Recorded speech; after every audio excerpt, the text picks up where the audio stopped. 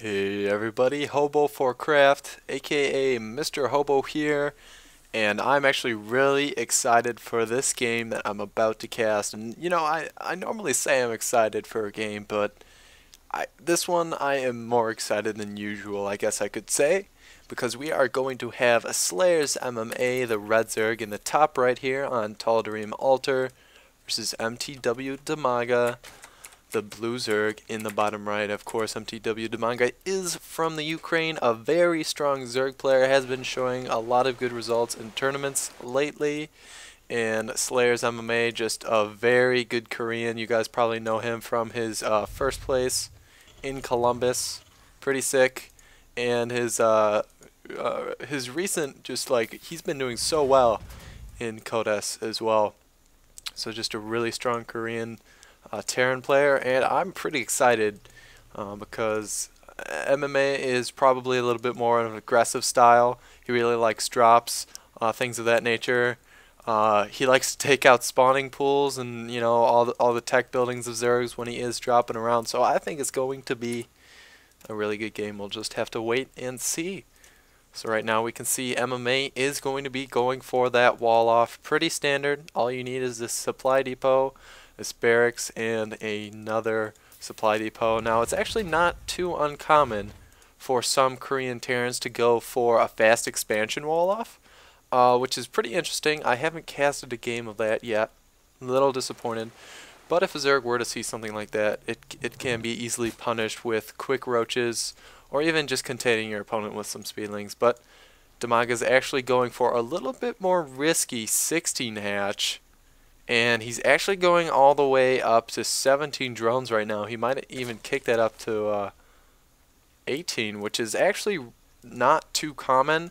Normally what you see the Zerg do is throw down a hatchery at about 15, and then follow that up with a 15 spawning pool. That allows you to have your hatchery going and your expansion saturated relatively quickly. You get that queen out as soon as this pops, and basically it pops the same time as your spawning pool, and you get 2 queens right away, and you get 1 or 2 pairs of Zerglings, so you're really safe.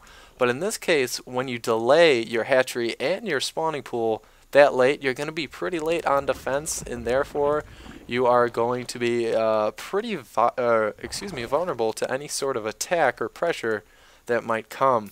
But this is Tal'Darim Altar, and as we see, MMA is gearing up for this expansion. He is throwing it down right now, and he's not even going to bother for a wall off for right now, just because both players really know exactly what each other is thinking. Dimaga knows, okay, well, MMA on this map is probably just going to quick expand himself, so I'm just going to go for a light expansion around 17, allows me to get more drones out. And MMA says, you know what, Dimaga's probably going for a light expansion, no kind of aggressive builds for him. It's on Tal'Darim Altar, it's such a large map, there's no way he can possibly think that he could pull something off on such a large map. So both players are really just reading each other and taking calculated risks, albeit they are very safe risks, if there is such a thing. So they're just using their game sense, their timings, all that to try to play as safe as possible, while at the same time being a tiny bit greedy, I guess you could say. But we can see that MMA is going for this factory. He is getting a reactor, so these are going to be pretty delayed reactor Hellions that are going to be coming out onto the field. This, of course, is because of this quick command center that we saw him go for. It is now an orbital command, getting those mules down really quickly. So he is going to be catching up in that income aspect. Even though Dimaga is going to have a lot more harvesters, he'll be able to keep ahead and should be able to for quite some time. That is what Zerg has to do, lest they will die pretty soon. And I like that he is going for this third queen. It allows you to start spreading creep really early, and it's good for extra defense. Queens are pretty good against a small number of Marines, and they are really good against Hellions. So an extra queen really early, I definitely do recommend it. You can see that the metabolic boost is just about finished for Dimaga, and we have the first 2 Hellions almost out on the field. But in the meantime, you can see this brilliant timing. Dimaga really knows what's going on. He has about 20 total Zerglings that are about to pop on the field, and not only can he use this for defense, but also for destructible rocks. So it plays as a double purpose especially on this map. And we do have these Hellions coming out. They will first and foremost be able to scout and deny any scouting at these Zalnaga towers that Dimaga definitely wants to have. But now he sees that these are coming, so he will be gearing up to defend. And my guess is MMA won't even go past his queen just to be safe.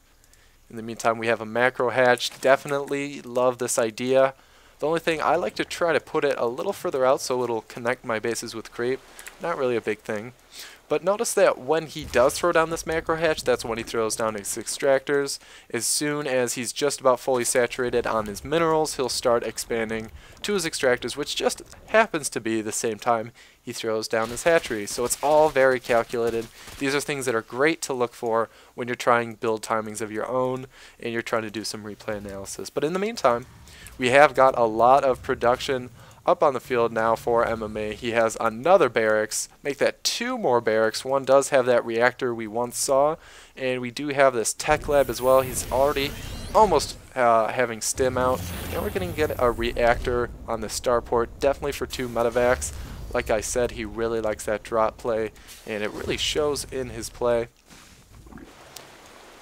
And in the meantime, 2 Evo chambers and that Baneling nest. I like that he puts it over here just because if we do have the scan in the main base, you will not see all the tech that is happening. In the meantime, MMA is going for his 3rd base, or his 2nd expansion. Now you can tell that both players are really going for an economic type of game. They're playing a little risky just because of the reads they have on each other. And MMA is actually even going for a quick 4th. Now this is really dangerous because it's so far away from your base. If just like 20 lings were to come over here, it would die just about instantly. But what he's doing is applying pressure at the same time. He's just coming from the simple timing push. As soon as these 2 medevacs pop out, he's going to either, go for straight pressure or send 1 or 2 medevacs around while he has, a couple Marines go right in for it. So it's forcing Dimaga to stay home, make some banelings, and because of that, he's going to have to defend. He can't go for any expansion that MMA might be building. This is a very smart play, but he's on creep, and this is very dangerous, and MMA could just pick up, or we might have a couple baneling hits there. A lot of Marines dead, and it looks like he's backing up, and oh, so many Marines dead, and we might even get a Hellion picked off as well. Wow. I think that was about 10 Marines that had just died, but he's loading up and he's just going right down. We have these lings on patrol to stop anything from dropping at this point. Dimaga is just on top of his game right now. We could get a little bit of ladder action going on, but for right now, MMA just going to play it safe. He's getting his expansion up, which is what he wanted to do. He's getting Planetary Fortress. This whole thing is just a stall for time to be super, super safe. In the meantime, he is now getting tanks. He almost has the siege tech. It's a little more than halfway done. And MMA is, playing really smart. He has lost a little bit too much, admittedly. He did go way too far onto the creep. That was a little greedy. But at the same time, he does have this expansion up, and it is fully saturated now. And if you go to the income tab, he's just about even, which is what he would not be had he not gone for this really smart play. So, yep, just playing really intelligently. But we do have mutas now popping on the field. This will really help for any drops that MMA might start to go for. He might go for heavy dropping in late in the game, and that can just be so frustrating as a Zerg player, especially as you try to take your further extended 4th base. Or even after that, you're going to have to go even further away from your opponent. Your 5th base will have to be over here, because this is obviously not a valid expansion right here. But MMA is going to have a pretty sizable army. We can look at the tabs here, and we can see that there are a lot of Zerglings, and now a ton of Banelings being popped right now. Dimaga is only getting this amount of Mutalisks just to be able to pick off drops, and the rest is for... and it looks like he's just going to go right for it. There are a ton of Banelings and Zerglings coming in, and everything is going to be surrounding it. Such big Baneling hits, and he's going to demolish everything that MMA just had. And I don't think MMA has anything left. And I think this might be a good game right here. He's just going to bust this wall, and he's going right in for it. and this will be a good game for sure. Wow. So hope you guys enjoy. Definitely a good game, and this was the first game between Dimaga and MMA. I think it was the most recent Intel Extreme Masters. So if you guys want to check out the next games, this was game 1. Go ahead on to game 2 and past that. I'm sure it'll be a definitely good series. Thanks for watching. Hobo for Craft signing out.